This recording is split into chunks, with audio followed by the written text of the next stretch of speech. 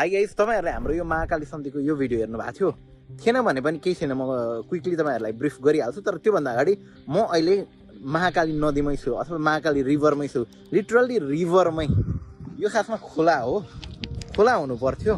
खोला हुनु पर्थ्योको प्रमाण के हो भन्दाखेरि यहाँनिर पुल छ, यत्रो पर पर पर परसम्म, त्यहाँ परसम्म पुल, यतापट्टि पनि यहाँ परसम्म पुल, म ठ्याक्क बिचतिर छु।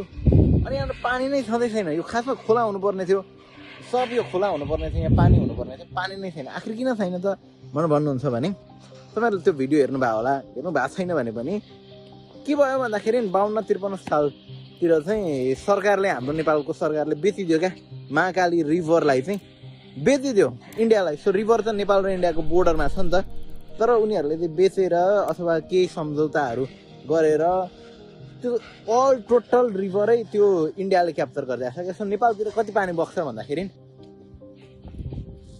यति पानी बग्छ। पुल कत्रो छ, यत्रो ट्याक्क त्यो पोइन्टदेखि त्यो पोइन्टसम्म, अझको त्योभन्दा उता देखिँदैन। The Indian side of Mahakali, यहाँबाट यति पानी छ।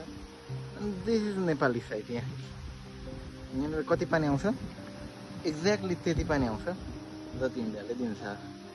जय देश जय नरेश भन्छ।